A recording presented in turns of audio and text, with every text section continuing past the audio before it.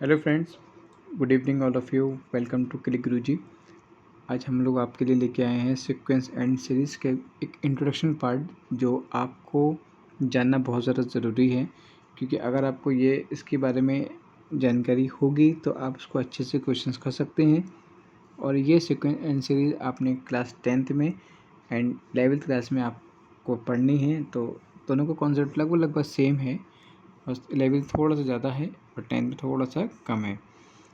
मैं आपको ऐसे कवर कराऊंगा कि दोनों ही चीज़ें आपको दोनों ही क्लास में आपके लिए बहुत ज़्यादा इम्पोर्टेंट रहे।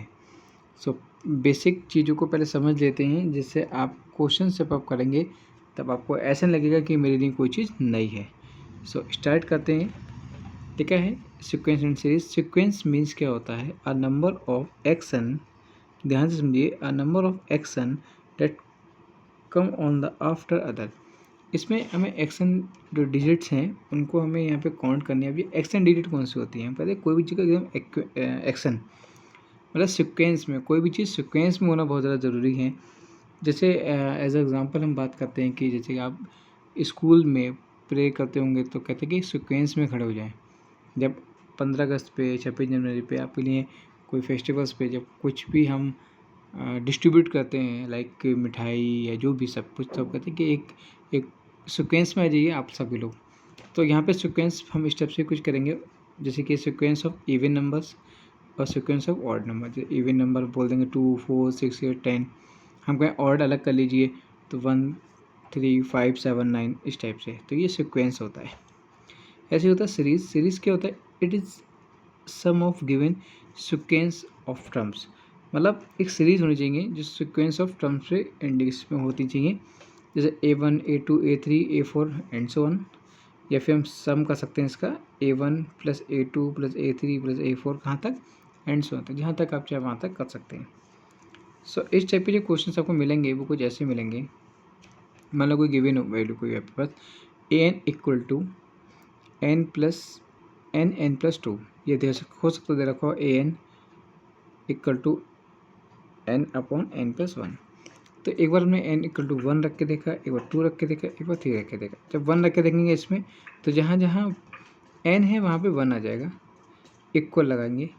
हमने कहा n की जगह 1 आ जाएगा, n की जगह 1 आ जाएगा, तो इनके ऐड किया कितना आ गया 3, क्योंकि 1 की किसी जगह करोगे तो कोई इफेक्ट नहीं पड़ता है। ऐसे हमने 2 रख के देखा, इसमें A2 कर लेंगे, यहाँ 2 रखेंगे, यहाँ 2 रखेंगे, यहाँ तो 2 ऑलरेडी है। ये हो गया आपका 4, 4 2 जा 8। यहाँ पे एक बार 3 रख के देखा हमने, तो 3 प्लस ये कितना हो गया 5 3 जा 15। तो इस टाइप से चीज़ें हमारी क्लियर होंगी। जैसे कि मान लीजिए आपको इसमें रखना हो, ये हमने यहाँ पे एक बार ए बराबर 1 रखा, तो 1 अपॉन 1 प्लस 1 कितना हो गया 1 अपॉन 2 हो गया। एक बार 2 रख के देखा हमने, तो 1 यहाँ पे 2 प्लस 1 1 अपॉन 3। एक बार में 3 रख के देख लिया, तो 3 प्लस 1 1 अपॉन, ठीक है, सब में 1 1 का डिफरेंट आ रहा है। इसमें सब में 5 5 का डिफरेंट है, देखिए 5 5 का डिफरेंट है। ठीक है जी। अब हम बात करते हैं AP अर्थमेटिक प्रोग्रेस में। उसमें क्या होता है, ये आपने 10th में भी किया होगा, और अगर आप 11th में इस समय देख रहे हैं तो 10th में क्या होगा, नहीं देखा तो हम फर्स्ट टाइम देख रहे हैं तो भी कोई इशू नहीं है। देखा, a sequence is said to be in AP in the common difference between each term in same. इसमें हमें AP में कॉमन डिफरेंस चेक करना होता है। फॉर एग्जांपल हमें दे रखा है 2 4 6 8 एंड सो कोई भी डिजिट दे रखी है, हमें इसका डिफरेंस निकालना, मतलब स्मॉल डी आपको अगर फाइंड आउट करना है, तो ऑलवेज जो सेकंड वाली वैल्यू होती है उस फर्स्ट वाली वैल्यू में से उसको माइनस कर देते हैं। तो 4 माइनस 2 कितना आ गया 2, 6 में से 4 करेंगे कितना आएगा 2, 8 में से 6 करेंगे कितना आएगा 2। इसका मतलब यहाँ पे सभी जो डिफरेंस आया वो कहता सेम आया है। ओके, अब इसको ज़रा एक थोड़ा सा और तरीका आप समझा दूँ आपको। एन टर्म्स अगर हम लिखना होता तो an equal to a plus n minus 1 in bracket d। इसको कुछ ऐसे बोलेंगे जैसे मैंने फिर से बोला, an equal to a plus N minus one in bracket d, मतलब इसको ब्रैकेट के अंदर ही लिखा है। अब यह एन होता है क्या है, और ये एक्चुअली एन टर्म्स, ये ऐसे बोल सकते हैं जनरल टर्म भी बोलते हैं। क्या बोलते हैं? जनरल टर्म, सामान्य टर्म जिसे बोलते हैं। N equal to n term होता है। क्या होता है? ये एन टर्म होता है। सिंपल ए क्या होता है? First term. ये जो ए होता है ये फर्स्ट टर्म होता है। यहाँ पे जो एन है वह है नंबर ऑफ टर्म। क्या है? Number of terms. And D जो है वो कॉमन डिफरेंस, जो डी है वो कॉमन डिफरेंस जो कि आपने भी निकाला है। अब हो सकता है कि लिखा जाए सम ऑफ ए पी। अब सम ऑफ ए पी थोड़ा सा ब्रॉड एरिया है, उसके लिए पूछ सकते थे s n equal to n upon two A plus N minus one in bracket d and whole bracket in. अब फिर से समझिए, s n equal to n upon two, क्योंकि सम के लिए निकालते हैं तो ब्रैकेट लगाएंगे, स्क्वायर ब्रैकेट लगाएंगे, बड़ा ब्रैकेट लगाएंगे, two A plus N minus one in bracket d and whole bracket close. अब ये वैल्यू हो सकता है लास्ट टर्म के लिए पूछ लें, तो सिंपल हो जाएगा एन अपॉन टू ए प्लस एल, तो एल इक्वल टू क्या होता है यहाँ पे? Last term. क्या होता है? Last term. जैसे कि ये एग्जाम्पल लिखा हुआ है, तो यहाँ पे एल है वो कितना हो गया? 20 हो गया। ए कितना हो गया? 2 हो गया। ठीक है जी। और टर्म्स कितने हैं? अब गिन लेंगे उतने टर्म्स हो जाएंगे हमारे पास। ठीक है, इस टाइप से इस क्वेश्चन को हम करेंगे। आगे देखते हैं। लेकिन arithmetic mean sorry, arithmetic mean अगर निकालना हो तो let two number a and b, let insert any number a between a and b. चलिए, जैसे लिखा है हमको, हमारे पास लिखा ए बी, तो हमें क्या निकालना है? इसका अर्थमेटिक मीन, बीच में अर्थमेटिक मीन। तो कैसे निकालेंगे इसको?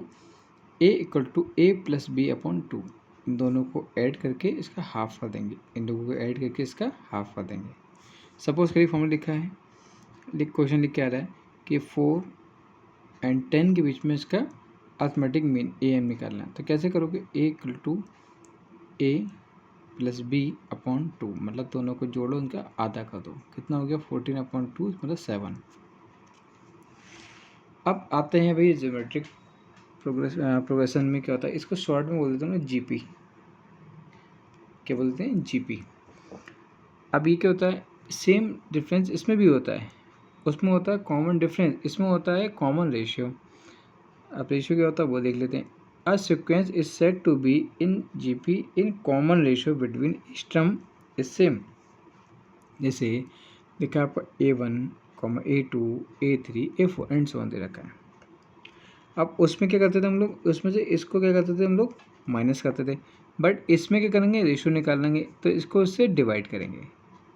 मतलब ये वैल्यू कहाँ जाएगी? इसके अपॉन में। ये वैल्यू कहाँ जाएगी? इसके अपॉन में। ये वैल्यू कहाँ जाएगी? इसके अपॉन में। ठीक है जी, समझ में आ रहा है ना आपके? Okay, so if R1 equal to R2 equal to R3 then S is the GP, S in GP। अब इसका common ratio R equal to second term upon first term, second term upon first term, second term upon first term, second term upon, इस type से आपको उसको ratio find करना है।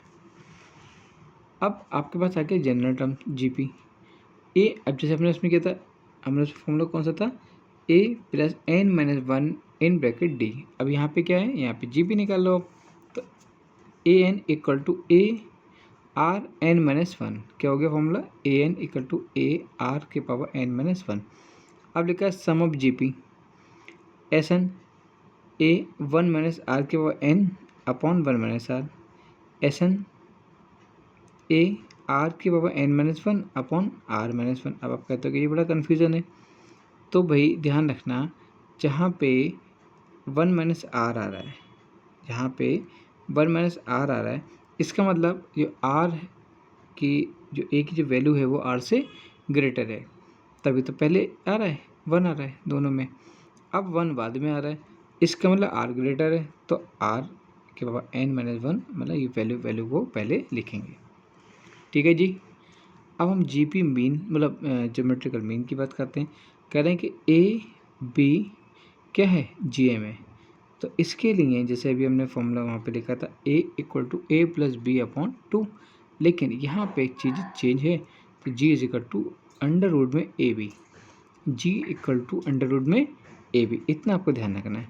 Suppose करो for example आ गया आपका 2 और 8 के बीच में हमें GM फाइंड आउट करना है, तो कर लेंगे, कोई बहुत बड़ा इशू है ही नहीं हमारे पास। तो G इक्वल टू रूट लगा देंगे AB का मतलब हो गया 2 इंटू 8, मतलब फाइंड कितना हो गया 16 मतलब कितने थी, रूट निकल के 4, ये हमारा हो जाएगा आंसर। और अगर ऐसे निकालेंगे 2 4 8, तो हमने बताया ना इसमें से इसको मतलब ये रहा कहाँ जाएगा इसके अपॉन में, ये कहाँ जाएगा इसके अपॉन में, तो कॉमन रेशियो भी निकल के आ गया। ठीक है जी, यहाँ तक कोई क्लियर डाउट? लिखा है rational between AM and GM, ये बहुत ज़्यादा इंपॉर्टेंट होता है और एग्ज़ाम में पूछ भी लेते हैं। तो AM हमने अभी A+B/2 और GM रूट AB, हम कह रहे हैं A माइनस G, इन लोग को इसमें आपस में कर दीजिए माइनस, तो this value and this value, अब इसका एलसीएम ले लेंगे, इतना आ जाएगा। ठीक, एक बात ध्यान रखना है, स्पेशल नोट जो मैंने आपको साइड्स के बाद लेके A जो है अर्थमेटिक मीन जो है यहाँ पे वो ग्रेटर भी है, इक्वल भी किसके, G के, मतलब GM के। ठीक है, ये आपको ध्यान रखना है, एग्जाम में डायरेक्ट पूछ लेते हैं कभी कभी। चलिए नेक्स्ट फिर क्वेश्चंस पे आएंगे हम लोग। फिर सम ऑफ सम सीरीज, कहीं पे लिखा है A+B 1 + 2 + 3 प्लस एंड्स 1 कहाँ तक, n तक, तो फॉर्मूला होता है n+1/2, n+1 in bracket upon 2, इस टाइप से बोल सकते हैं। नेक्स्ट लिखा है A1² + 2² + 3² कहाँ तक, n² तक, तो होता है n+1 2n+1/6, n+1 2n+1/6।